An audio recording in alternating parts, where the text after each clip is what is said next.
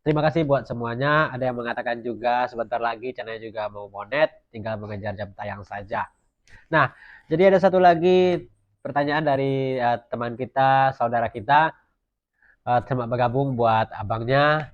Pertanyaan seperti ini. Saya sudah 3 tahun tapi subscriber saya hanya 100.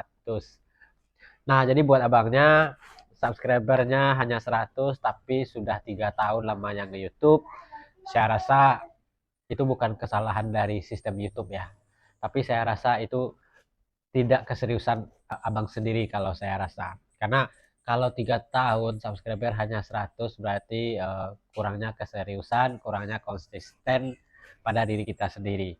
Karena kalau kita serius, semua media sosial itu sudah saya praktekkan ya, dan saya menilai semua media sosial itu kuncinya hanya konsisten dan rutin upload. Ketika kita rutin upload, apapun videonya, walaupun hanya video iseng-iseng, rekaman iseng-iseng, tapi ketika kita rajin upload, video itu akan direkomendasikan. Nah, kenapa video hanya video biasa saja direkomendasikan oleh YouTube dan kenapa banyak tontonannya? Sebenarnya bukan orang itu yang berniat menonton, bukan penonton yang berniat menonton video kita ya. Tapi ketika video itu sudah direkomendasikan oleh YouTube lewat di beranda seseorang dan orang itu memang kebetulan lagi scroll video dan menemukan video kita, mau tak mau mereka harus menonton video kita. Nah, karena video yang tidak ada hanya video biasa itu membuat orang juga penasaran loh. Asalkan teman-teman tahu, coba saya bayangkan, saya posisikan diri saya sendiri sebagai penonton. Kadang saya banyak menemukan video-video yang biasa. Ya istilahnya mohon maaf video itu tidak ada lucunya, tidak ada informasi, hanya rekaman-rekaman biasa saja.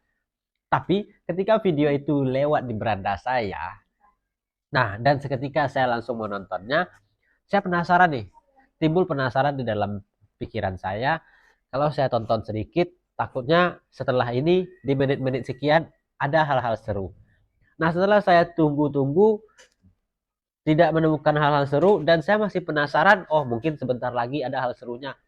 Nah ditunggu lagi, sebentar lagi mungkin ada hal seru lagi.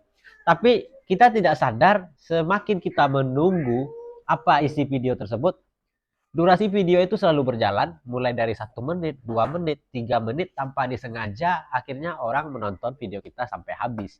Jadi kembali kepada konsisten itu tadi. Kalau kita konsisten, rutin upload video, apapun jenis video kita pasti pasti direkomendasikan oleh YouTube. Nah, ketika video kita direkomendasikan sekian ribu ya. Di dunia ini semua orang memiliki aplikasi YouTube ya, teman-teman. Dan semua orang di seluruh dunia ini menonton YouTube.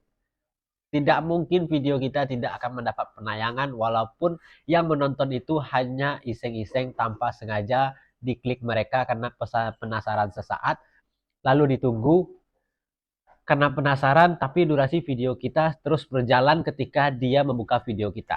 Nah, jadi buat abangnya, kalau 3 tahun subscriber hanya 100, coba deh konsisten lagi, mulai lagi dari awal. Apa? Tentukan tema atau topik videonya dan juga ketika kita baru mulai saja membangun sebuah channel, jika kita masih ragu dengan topik apa yang akan kita lakukan, kita masih mencari-cari, mencoba-coba, misalkan sekarang kita coba topik A, ternyata topik A tidak berhasil, kita berubah menjadi topik B dengan satu channel yang sama, ternyata juga tidak nyaman, berubah ke mencoba-coba ke topik C atau tema yang C, tidak masalah. Dalam membangun channel itu kita tidak masalah merubah-rubah tema video kita sampai kita benar-benar yakin itulah tema yang cocok dengan karakter kita yang membuat kita nyaman. Nah, tema yang A dan tema B itu tadi jangan dihapus ketika teman-teman beralih ke tema C. Biarkan saja tema A dan tema B-nya, tapi kalau memang tidak ingin dipublikasikan, rubah ke pengaturan non-publik saja. Itu saran saya. Jangan pernah dihapus karena menghapus-hapus video akan merusak algoritma YouTube. Memang tidak ada pelanggaran di sana. Ketika kita menghapus video kita, kita tidak dikenakan pelanggaran ya.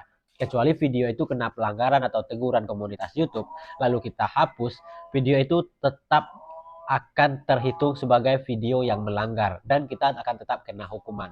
Tapi video yang kita merasa tidak banyak mendapatkan tontonan lalu kita hapus, jangan, karena itu akan merusak rekomendasi.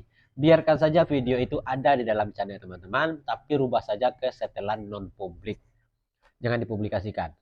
Jadi begitu ya teman-teman. Apa? Nah, apa ya, ya kan?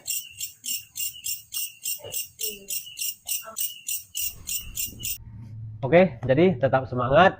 Tidak ada yang tidak mungkin. Yang penting asalkan rutin upload video pasti mendapatkan rekomendasi. Memang semua tidak ada yang instan ya. Kita upload hari ini, kita konsisten hari ini, bulan depan belum tentu kita mendapatkan rekomendasi yang besar. Tapi suatu saat 2 bulan, 3 bulan, 4 bulan pasti akan ada rekomendasi untuk video kita. Oke, tetap semangat. Sampai jumpa di video berikutnya.